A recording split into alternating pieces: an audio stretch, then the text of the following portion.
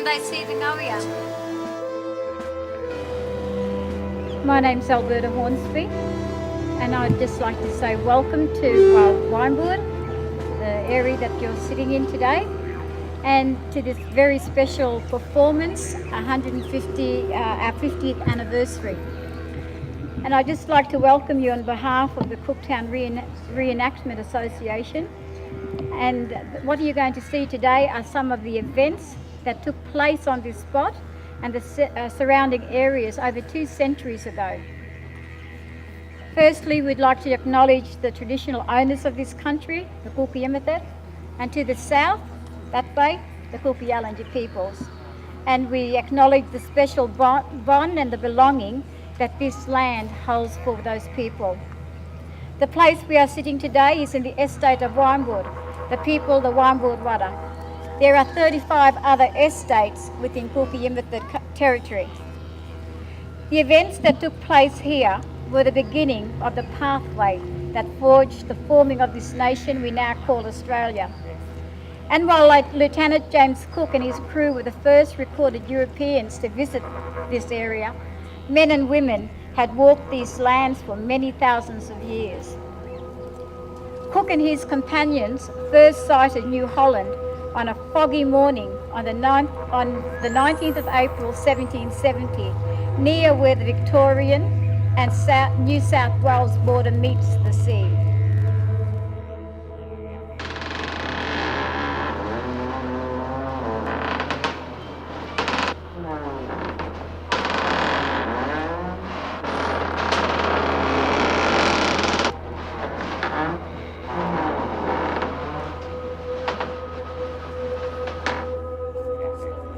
Great tribulation, because here begun all our troubles.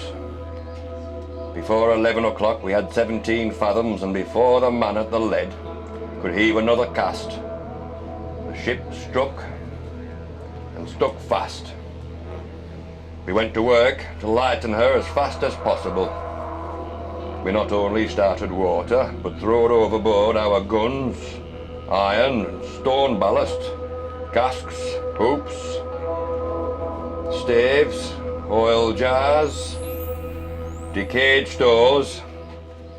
At 11 o'clock in the AM, being high water as we thought, we tried to heave her off without success.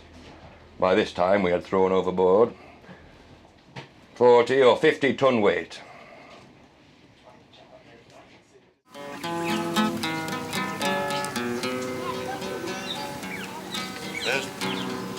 There's shoals all the way to Whitsunday, like rocks on the road Galilee. Though they say the islands be pretty, there's the fields like scurvy to thee.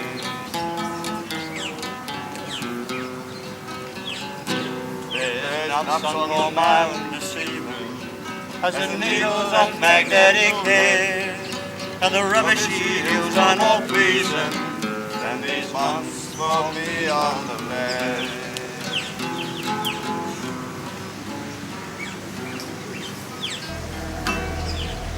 By the time the Endeavour had reached the coast off where Mossman is situated, she had already sailed past 29 different tribal territories and 1,000 places already bearing Aboriginal names. Cook himself was calling it the continent of smoke. 2, 3, oh! 2, 3, oh!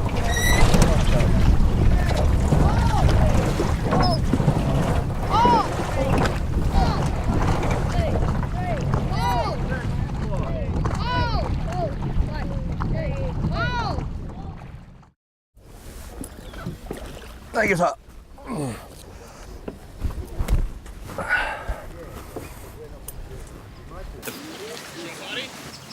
Follow me.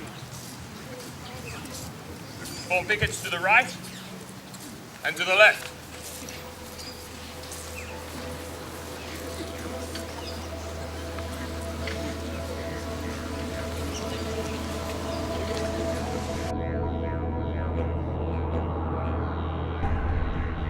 The place was the mouth of a river, the entrance of which was, to be sure, narrow enough and shallow, but when once in, The ship might be moored afloat so near the shore that by a stage from her to it, all her cargo might be got out and in again in a very short time. The meeting with so many natural advantages in a harbour so near us at the very time of our misfortune appeared almost providential. We had not in the voyage before seen a place so well suited for our purposes as this was. We therefore returned on board in high spirits and raised the spirits of our friends on board as much as our own by bringing them the welcome news of approaching security. It blew, however, too fresh tonight for us to attempt to weigh the anchor. I even think as fresh it has ever done since set upon the coast. No doubt they noticed the strange toeless footprints the visitors left in the sand. Around the campfire they sit and talk. Nothing like this has been seen before. What is this, they wonder? Could it be the spirit of Galka-Runkal and Milkandur, the first ancestors? This was a possibility, since it is travelling from the south.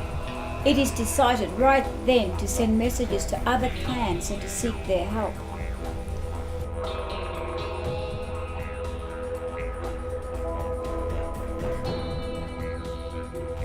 That first night was a worried time for Kutta. He is a Waimbudwara elder and was responsible for the safety of his clan. Their clan was a small group, and he would have to rely on other clans for support. Kutta sat shivering in the night as he waited for support. It was too risky to light a fire. It was a cold camp, and a wet one too. He thought to himself, why did the southeast winds bring these strangers to the Waimbudwara clan country? To Kangad. Kangad was a free zone, a safe haven, used by all the Kunkun Warangay and the Thikkan Warangay for celebrations, for Wangamalan, and for mediations to settle disputes. Bloodshed was forbidden in Kangad territory.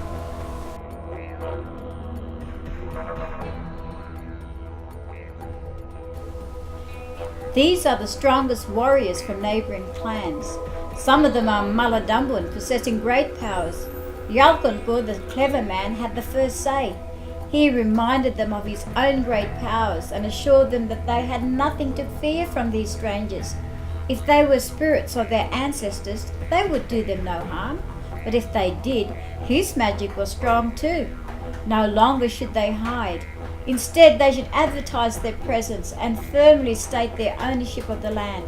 He ordered the taboo on lighting fires be lifted. Next day, a smoke ashore was seen from the ship, the first to be seen for the last 5 days.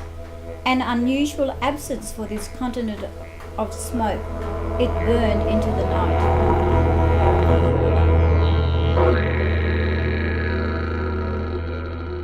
At night we observed a fire ashore near where we were to lay, which made us hope that the necessary length of our stay would give us an opportunity of being acquainted with the Indians who made it.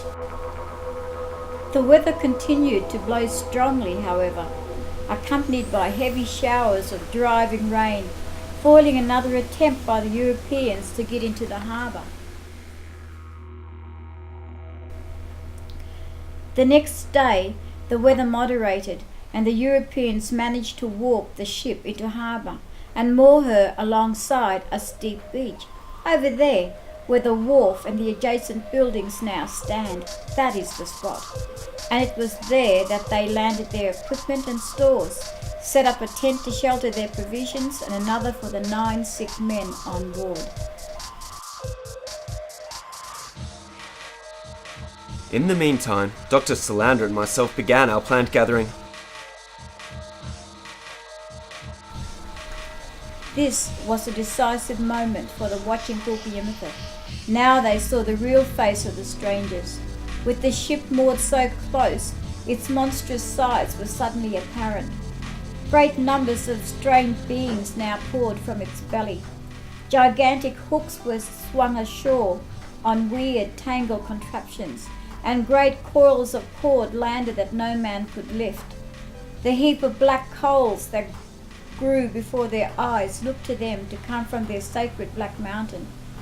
But for the stacks of casks and barrels and the tents and the many other things, they could find no explanation.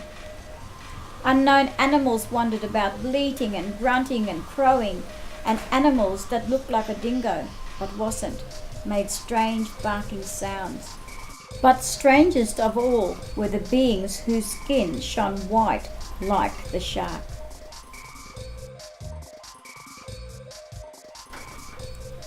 But wariness was also part of the European thinking. That morning, the 4 remaining cannon were brought out of the hold and mounted on the quarterdeck. This was precautionary. They knew nothing about the strength of the Qt Master. For all they knew, 1,000 armed warriors might be heading their way. While there was no such numbers here, the Qt Master were experts at ambush and guerrilla warfare. Should they decide to attack, it would not be in a great rush of numbers, but in ones and twos.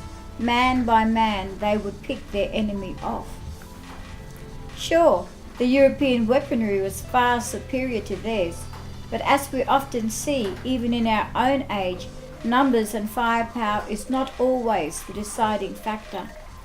That said, the Qt Master are proud that such a course was not the chosen one. In the last of the darkness that night, the wisdom of the peacemakers held sway. There must be no bloodshed on Gangad. It was firmly forbidden. A policy of total avoidance was ordered. They would go to the swamps below Milngard. That's below that pretty mountain you see over the water, at the end of the beach to the north there. There was plenty of tucker there and plenty of water too. And from the slopes of Milngard, you can see the whole of Walumbal Biri and every move the strangers made. Gangad would be left empty, and no fire should be lit that would show the strangers where they had gone. The canoe would be hidden in the water lanes in the mangroves up Leprosy Creek. You can see the entrance to the creek just across the water there, and where the creek meets the river and scrub meets the sand dunes, there the observers would hide. You can hear the strangers talking from there and never be seen. They would be watched day and night, and time would show if they were to be befriended or eliminated.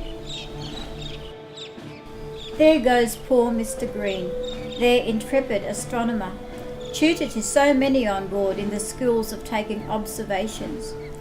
Indefatigable, Cook called him, an indispensable aid to Cook in plotting the ship's position. They could ill afford to lose him. And that's Tupia, the Tahitian.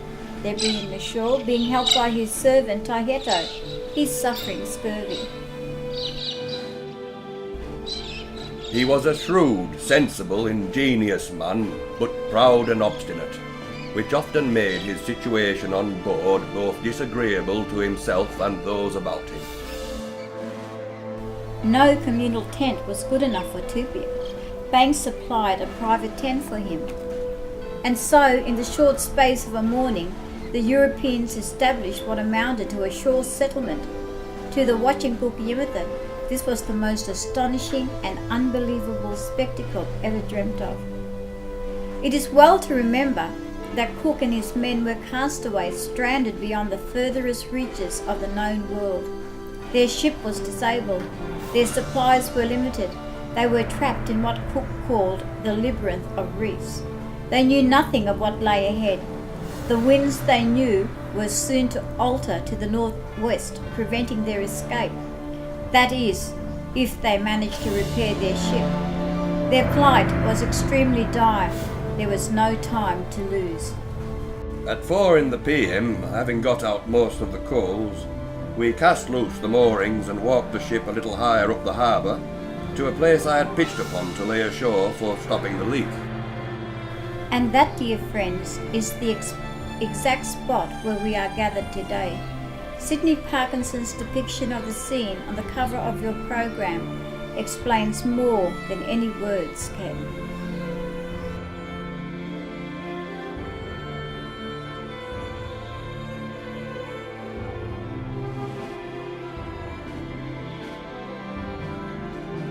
At 2 o'clock in the AM, the tide left her, which gave us an opportunity to examine the leak. Quite incredible, sir. She's been cut through as if by an axe. Extraordinary, she made no more water than what she did.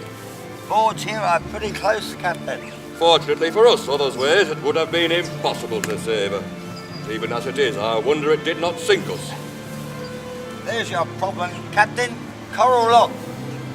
We've been plugged by the hand of Providence.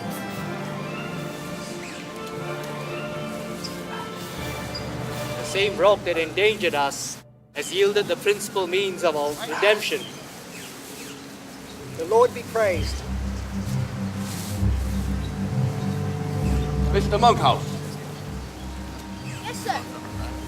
you are to be congratulated. I'm much obliged to you, sir. Thank you. Make a start where you can in the morning, Mr. Slatley. She'll be dry again a little bit after dinner. Around 2 o'clock, I think. 4 bells, sir, a little after. Then plug her now and take your rest. Aye, Captain. Put some people to scrape our bottom, Mr. Hicks, first thing in the morning. But have the mind not to hinder the carpenters. Some men should be employed to hunt pigeons. Mr. Banks encountered vast flocks of them over the water there. 3 men will do. The 6th must have fresh meat. Choose your best shooters and a boat to haul the same. But look about, not where they hauled before, and a well must be dug in the morrow. Our water is very low. Where is Mr. Banks? Yes, sir. In his beds, I think, sir. It's 2 o'clock.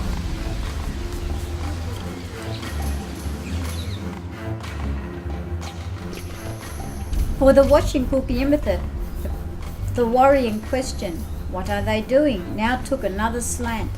Now they understood that the stranger's vessel was damaged and repairs were being carried out. Now they guessed and hoped and knew that after repairs were done, the strangers would leave. With that, some of their tension eased.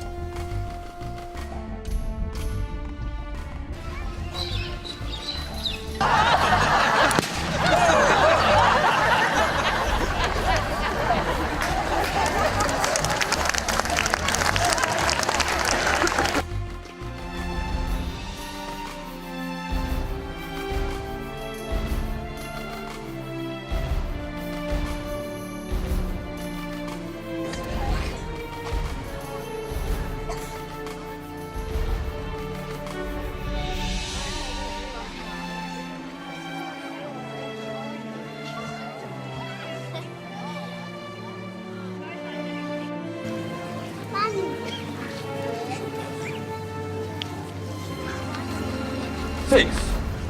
Well, did you note anything in the district? A brook of fresh water and Indian houses, sir. Many? Many houses, sir. No Indians. A deserted village. No, not a village. All right, Sergeant. Try again tomorrow. And the other, sir? What order? Semi-rope door. Something, sir. What did you say? An animal, sir. An animal, you say? Aye, an animal. What kind of animal? Well, that I don't know, sir. You saw it, did you not, man? Well, it was most swift. Like your greyhound, sir. And of the same size or something less. Like my greyhound. Yes, sir. But not of its colour. It was mouse, sir. Most interesting, Sam. And footsteps, did you note any? That I didn't. Well, never mind. Thank you, Sam. We'll keep a close eye out. It'll be profit to the man who takes one. Thank you, gentlemen.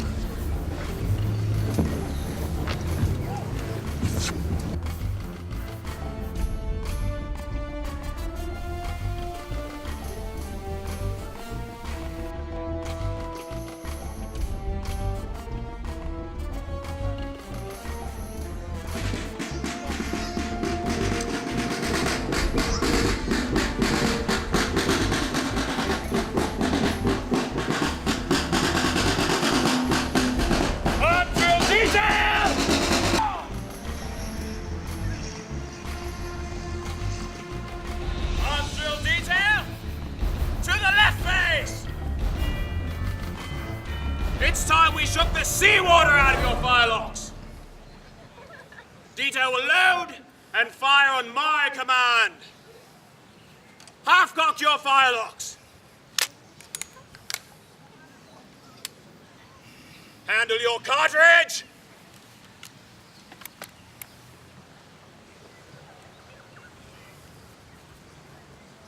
Charge with cartridge.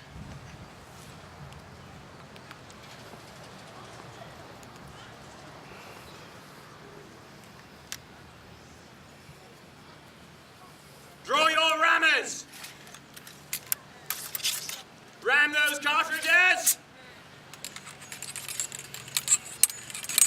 Return rammers! Return rammers! Shoulder your firelocks. Poise your firelocks. About face.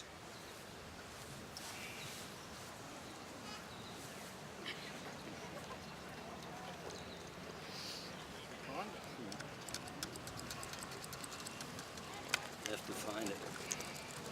The brass you feeling? Cock your locks.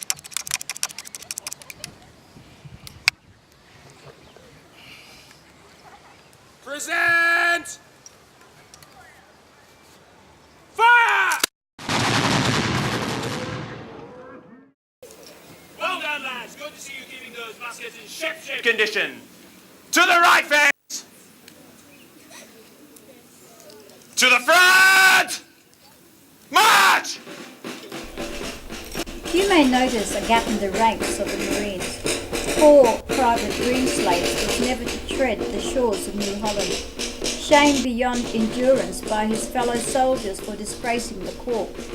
The poor fellow threw himself overboard on a lonely night in the mid-Pacific, all for the theft of a piece of sealskin, large enough to make a tobacco pouch. He was 21 years old. In the PM, the carpenters finished the starboard side, and at 9 o'clock heeled the ship the other way. In the AM, they went to work upon repairing the sheathing under the larboard bow, where we found 2 planks cut about half through. Most definite, that animal again, sir. Jimmy here's seen it too, Mr. Banks. On my honour, sir. I doubt you not, Jimmy. Myself am daily astonished by discoveries of new things. Among the marine world, among the animal kingdom, birds never before recorded. New Holland has shown us many surprises, has she not? That reef we struck was quite a surprise, sir. Well, what further observations have you made? The legs. The footprints. One at a time, please, gentlemen. You first, Sam. Well, the print of the foot was like that of a goat, sir. A cloven hoof. Aye, cloven, aye. And the legs were small legs, sir. Tall, were they? And the hoof cloven. You've seen one yourself, Captain. I could not see myself, because the ground the one I saw was standing upon was too hard, and the length of the grass hindered my seeing its legs. But of a light mouse colour, as you reported, and the full size of a greyhound, and shaped in every respect like one, with a long tail which it carried like a greyhound. Where did you see it, sir? I saw myself this morning a little ways from the ship one of the animals. I should have thought it a wild dog, but for its running or walking in which it jumped, like a hare or a deer. Coloured like a mouse and appears like a wild dog. A most peculiar assembly indeed. Well, man, make your report. Black as the devil it was, sir. With 2 horns on its head. And wings the size of a gallon keg. I've taken no liquor. On my word as an Englishman and a good Christian, sir. Well, sit me down, Bernardo, and let us hear you speak of this. I took it for the devil, sir. I might easily have catched it. For it crawled very slowly, through the grass. I dare not touch it. Is there such a thing as this in your catalogue of living creatures, Mr. Banks? I'm afraid not. But were it so, I'd most welcome the opportunity to examine it. Thank you, Evans. Well, my honour, Captain. Have a good day. We must all be alert to this report of yours and keep a wary eye. What Coxswain Evans had seen was a fruit bat or flying fox, a devilish-looking creature indeed. Meanwhile, repair to the ship was proceeding remarkably fast. Within 3 days they had her mended and ready to refloat. 38 casks were lashed to her hull to help float her off the beach. The attempt was unsuccessful. Some of the casks broke free. The ship was now finished, and we began to think how we should get out of this place. We had observed in coming in innumerable shoals and sands all round us, so we went upon a high hill to see what passage to the sea might be open. Upon the hill which is over the south point of the harbour. What a dashed, melancholy prospect!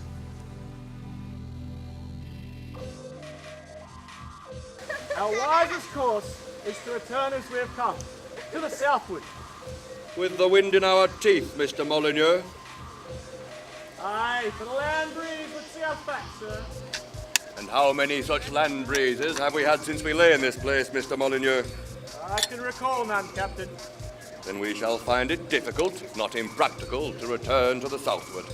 Our only hope of escape is to the northward.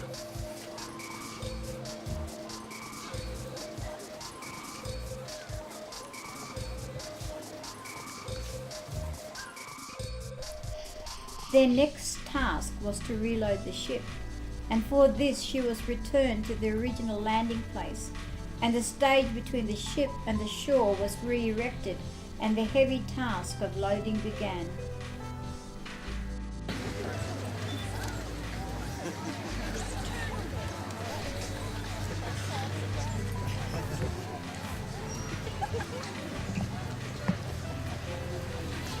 Well, Mr. Gore.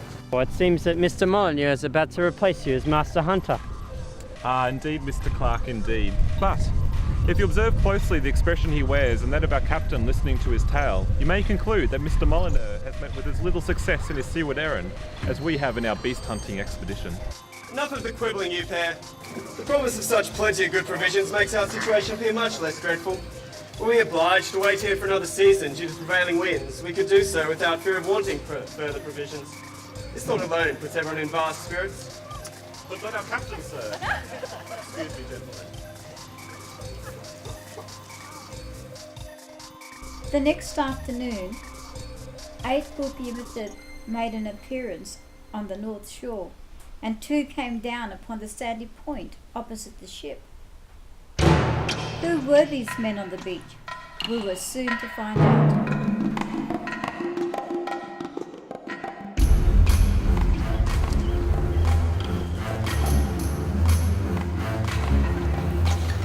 They're exceedingly small, are they not?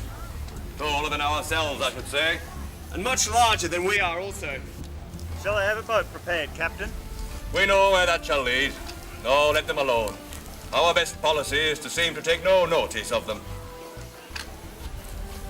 And hope that their own curiosity will lead them to us, Captain. I doubt it. In 67, with Captain Wallace on the Dolphin, upon arriving in Tahiti, we were surrounded by a great deal of Indians in canoes. They had women with them. The men directed their women to stand on the prows of their canoes and expose themselves naked to our view. Naked? Oh. Yes. Well, tell them what happened to us, sir. Bear up now you've begun. Well, the men being of good spirit and good health after trying the good fresh pork, well, I praise God for it. Yes, sir. The matter, sir. The matter. Is it not to be decided that their attention should be drawn to a view so uncommon to them?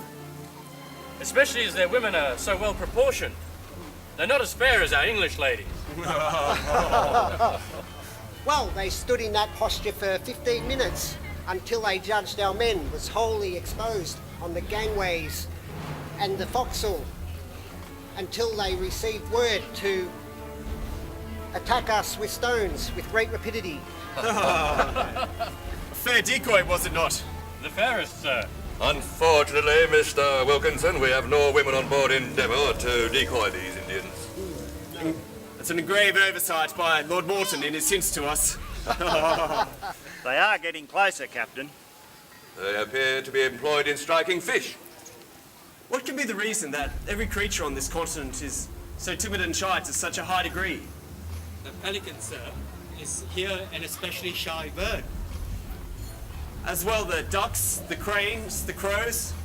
The England crow, though insufficient, a generally wary bird, is but a fool compared to the New Holland crow. Oh. And the same may be said of most, if not all, the species on this newfound land of ours.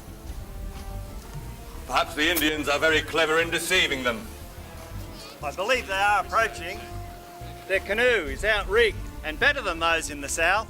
Might they be a different people? Respects to their nakedness, they are utterly the same. Naked as ever our good father was before his fall. I think you're right, Lieutenant. We are coming nearer.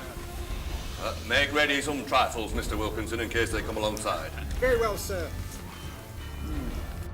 We hollered to them, and waving made them all the signs we could to come near.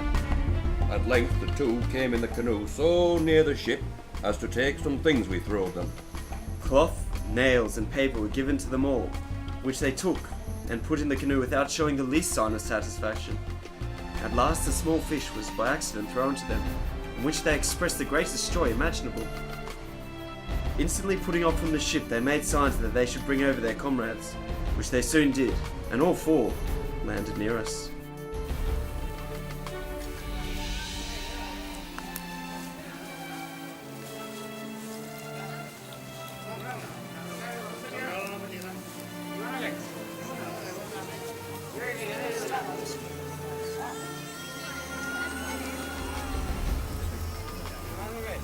Seems to be going to understand. Neither is it the language of the South.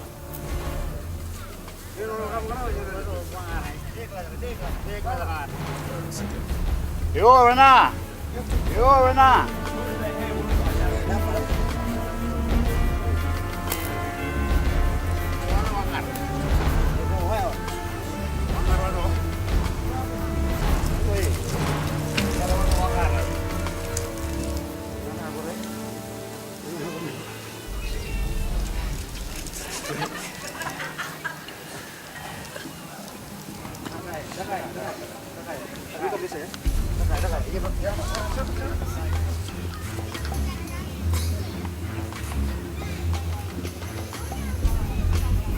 Tupia. Tupia. Tupia. Tupia. Captain Cook. Captain Cook. Cook. Captain Cook. Captain Cook, you're right. Mr. Banks. Mr. Banks. Mr. Banks, you're right. Mr. Banks. Mr. Banks. Mr. Parkinson. Mr. Parkinson. Ayo, Garando. Garando. Garando. Garando. Garando. Good day, Garando. Boleh. Dengar apa? Yaparico. Yaparico. Yaparico. Yaparico. Alam ko. A shirt. A shirt, Garando. Kanan. For you to wear. A shirt.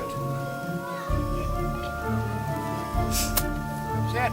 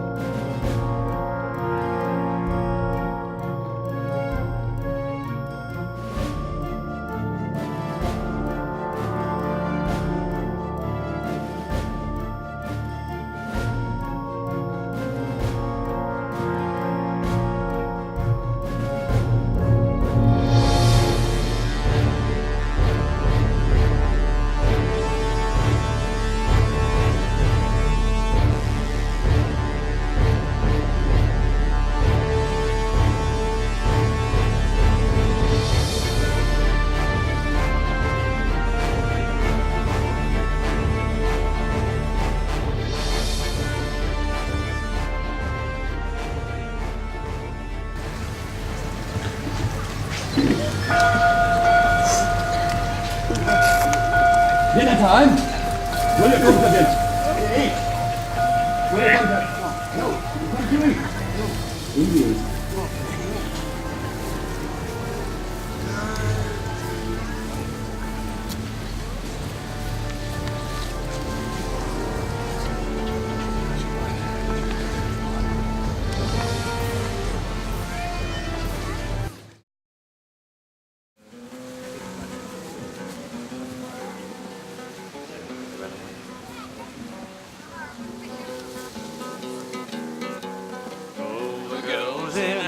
The pepper fair, the red and the brown, they dance and prance it up and down. There's none like Nancy Dawson.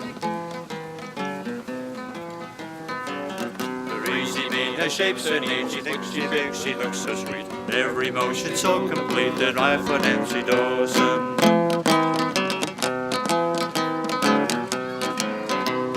See how she comes to give surprise with joy and pleasure in her eyes. And then she always tries, there's none like Nancy Dawson.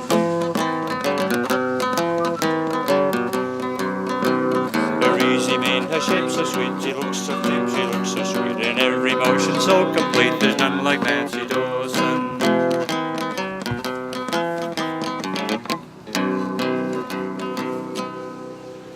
Hey! To the Queen. To the King. King. To the King. To the King. To the King. To the King.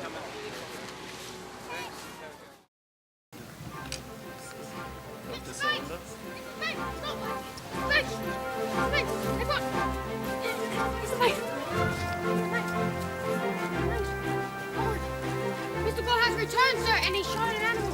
Great Gore, our master hunter returned. Where is he? He's just coming on board, sir, with the animal. Doctor, awake. We have an animal.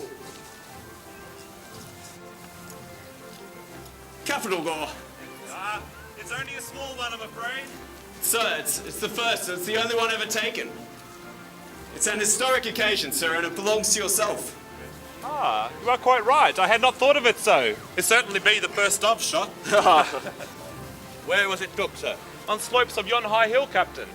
Historic slopes as they now are, we shall call them Gore's Mount. Ah, very much obliged, Captain, I'm sure. Much deserved, fellow. Make the beast ready, boys. Bring it below. And afterwards we'll dine on it. Make way, Doctor. Here we come.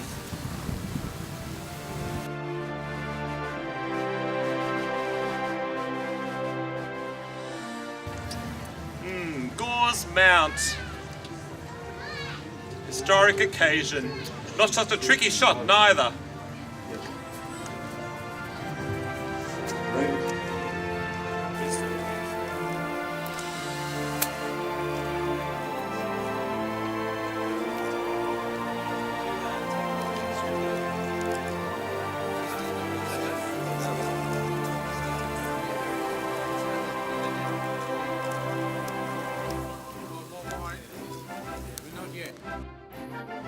Indians were over with us today, and seemed to have lost all fear of us and became quite familiar. One of them at our desire threw his lance. Their lances were all of them single-pointed with the sting of stingrays, and bearded with 2 or 3 beards of the same, which made them indeed a terrible weapon. After this they ventured on board the ship, and soon became our very good friends, so that the captain and me left them to the care of those who stayed on board. Mr. Banks and I went over to the north side where we ascended a high hill from whence we had an extensive view of the sea coast to leeward, which afforded us a melancholy prospect of the difficulties we are to encounter. For in whatever direction we turned our eyes, shoals innumerable were to be seen. After this we returned to the ship and found several of the natives on board. At this time we had 12 turtles upon our decks, which they took more notice of than anything else in the ship. That evening, back at the camp, the issues of the turtles was hotly debated. A plan for the morrow was formed. They would return for a share of the turtles.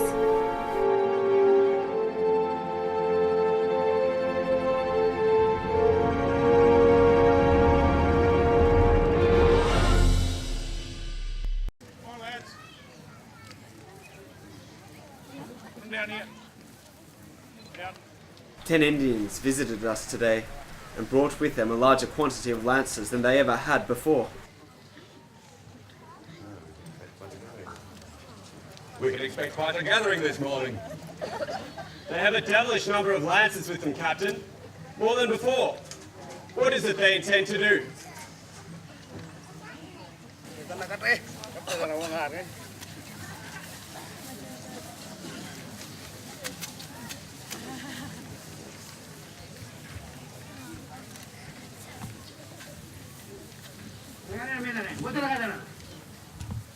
Have we any victuals dressed to distribute amongst them, Mr. Figgersgill?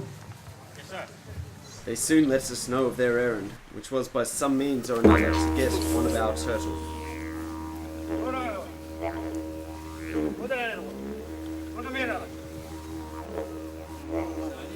Sergeant Edgecombe, our turtle is making an escape.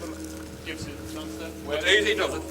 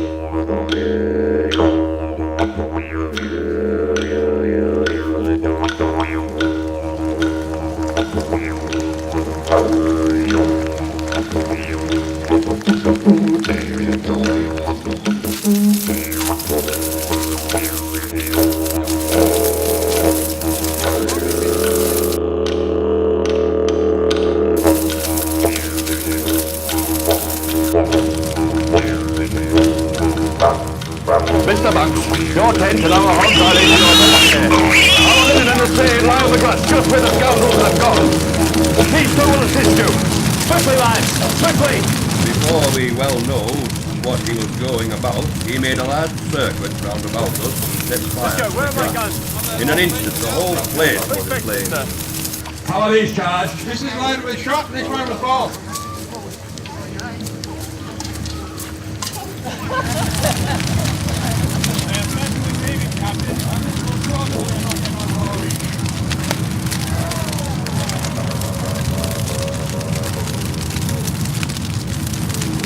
Captain fired into the mangroves abreast of where they ran. They ran on, quickening their pace on hearing the ball, and we soon lost sight of them. We got the fire out before it got ahead, but the first spread like wildfire in the woods and grass.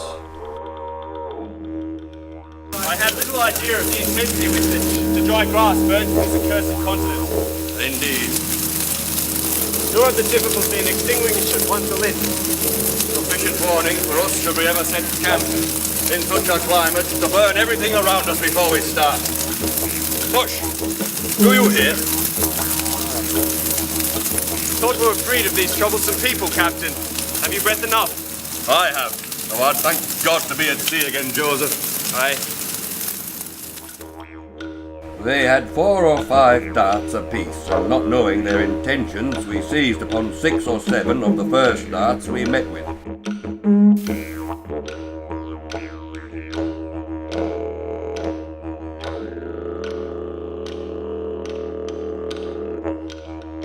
We could go on forever like this. How far have we come? Half a mile? Near a mile, I'd say, Captain. Not really equipped for a trek like this. Are you thirsty? A little bit, sir. So am I. I should be glad to sit down. Meeting with some rocks from whence we might observe their motions, we sat down, and they did so too, about 100 yards from us.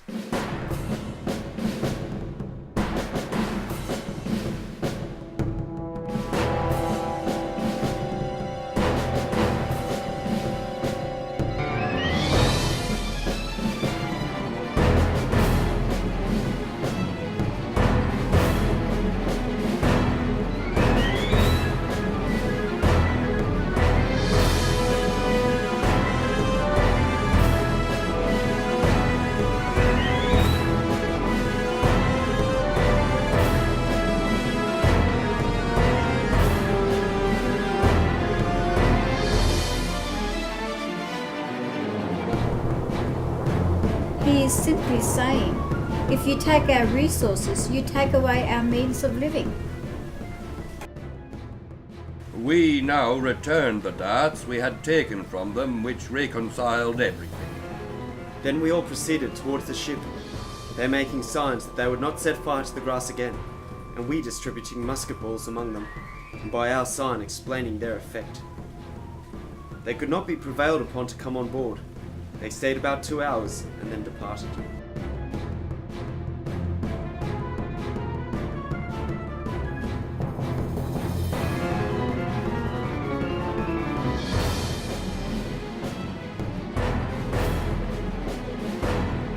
and soon after set the woods on fire about 1.5 miles or 2 miles from us.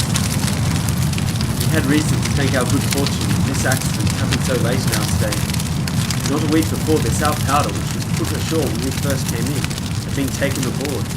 And that very morning only the store tent and that in which the sick had lived were got on board. At low water in the AM, I went and sounded and buoyed the bar, being now ready to put to sea at the first opportunity. No Indians came near us, but all the hills about us for many miles were on fire, and at night made the most beautiful appearance imaginable. They were sat down among some long grass, and he came upon them on a sudden, and before he was aware of it. They were broiling a fowl and the hind leg of one of the animals. At first, he was much afraid. He had the presence of mind not to run from them, being unarmed, lest they should pursue him. He went down and sat by them, and offered them his knife, the only thing he had which he thought might be acceptable to them. They took it, and after handing it from one to another, returned it to him. They kept him about half an hour, behaving most civilly to him, only satisfying their curiosity in examining his body. They felt his hands and other parts of his body. Which done, they made signs that he may go away, without offering the least insult. Which he did very well pleased. And perceiving that he did not go right for the ship, they directed him which way he should go. The opportunity to depart took a further 16 days to arrive. Day after day the same southeasterly blocked their escape. On the 4th August, at 5 in the morning, it finally fell calm, and the ship walked out of the harbour. They had entered the labyrinth.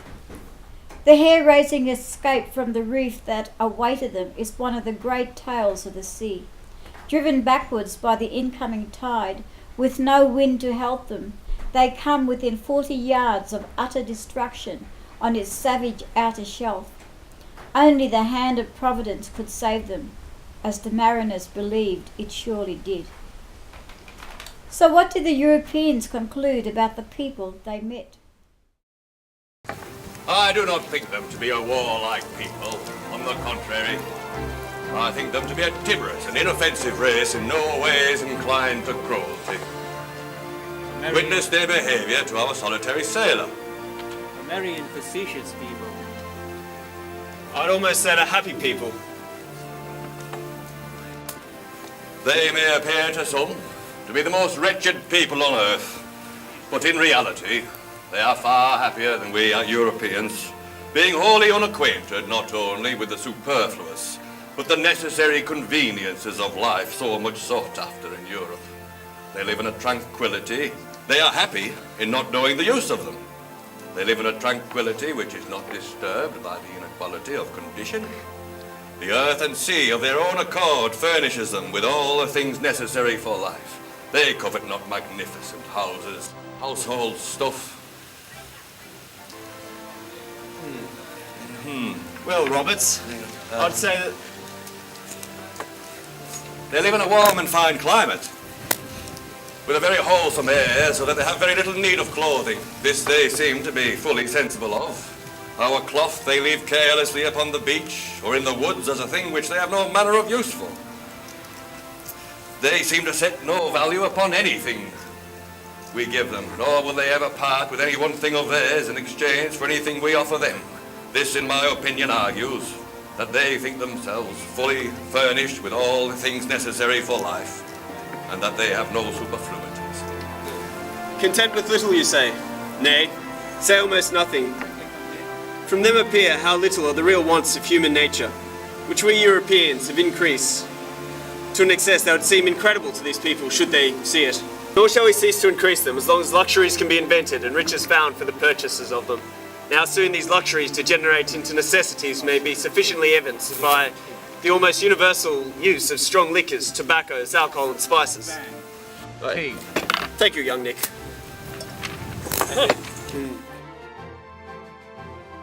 The hand of Providence seems to act as the part of a great leveller. The great and magnificent want almost as much, or if not more, than the middling. The middling are more than the inferior, and so on and so forth.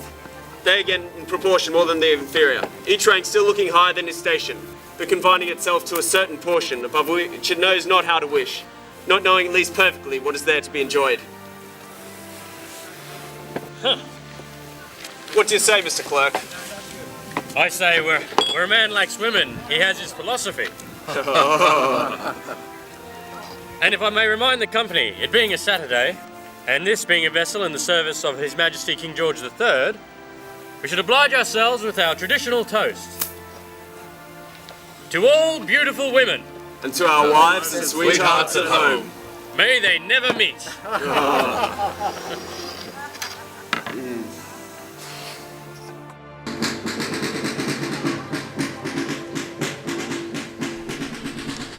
So Lieutenant Cook finally left the shores of Cooktown country en route for England. They landed on Possession Island.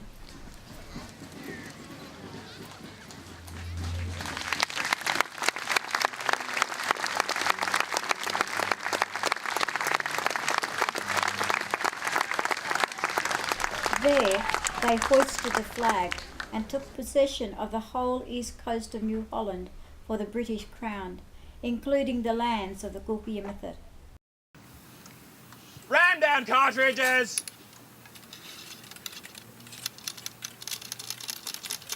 Return rammers! Return rammers! Shoulder your firelocks! Poise your firelocks! About face! Receive! Fire!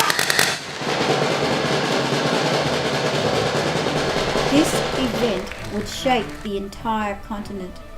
By so doing, Cook was to begin a bitter struggle that has lasted now for more than 200 years. There is no doubt Cook was a good man. He was a man torn between what he knew in his heart was just and what his duty to his king required him to do. The question remains, left to his own conscience, would he have hoisted that flag on Possession Island?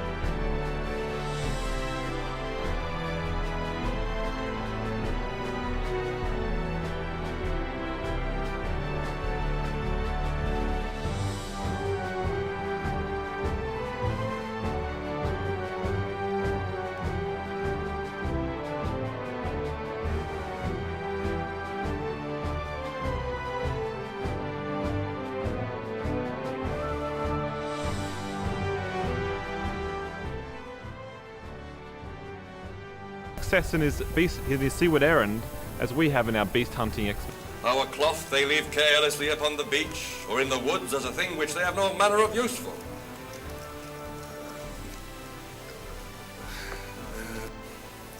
Fill it up, sir. Yeah, so shall we have another bottle? Shall we have another bottle? Yes. Certainly, sir. Certainly, sir. Off you go to get another bottle. Well, I took it for the devil. I might easily have catched it. And obstructed its passage so much that we kept it under with a single pump. Mr. Monkhouse executed it very much to my satisfaction. Still having a few wardrobe technicalities. Other than that, everything's going according to plan.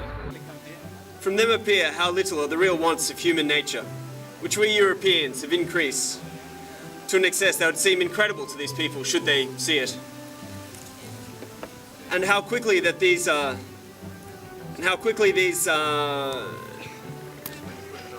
necessities, these luxuries degenerate into necessities. Sorry, can I just have it? This may be sufficiently evidenced by the ongoing purchase of The universal use of strong liquors, tobacco, spices. Nor shall we cease to increase them as long as luxuries can be invented and riches found for the purchasers of them. I am just one of them infantry. I think we're just waiting for a leadsman to come. So we'll run through it once again and sort of I'm dispensable though, but I did manage to make sure that I haven't been cut out of the action just yet. If it's shortened any further, I'm sure I'm out. I'm trying to make a record of this, you know, the story of the actor that went to prison and the captain that got bitten by a spider and went to hospital, and all the other disasters of this. But it's all going to be good on the night. Right, it's all good. It sounds good, but I've just got to try and tone down the volume in some of the big booms. But other than that, it's all comes. It's all good. There's water coming into the boat, but we won't panic. I think this time out. We need monk. No, we've got monkey house. We're sinking. We are too. What do you want to do? What do you want? Oh, you want to, that goes over there. Push us out a bit, that's it. We're sinking. Slightly sinking, nothing badly. I'll get Mr. Statterley on it straight away. Taking a bit of water, sir. Taking on a little water. Nothing that monkhouse cannot solve.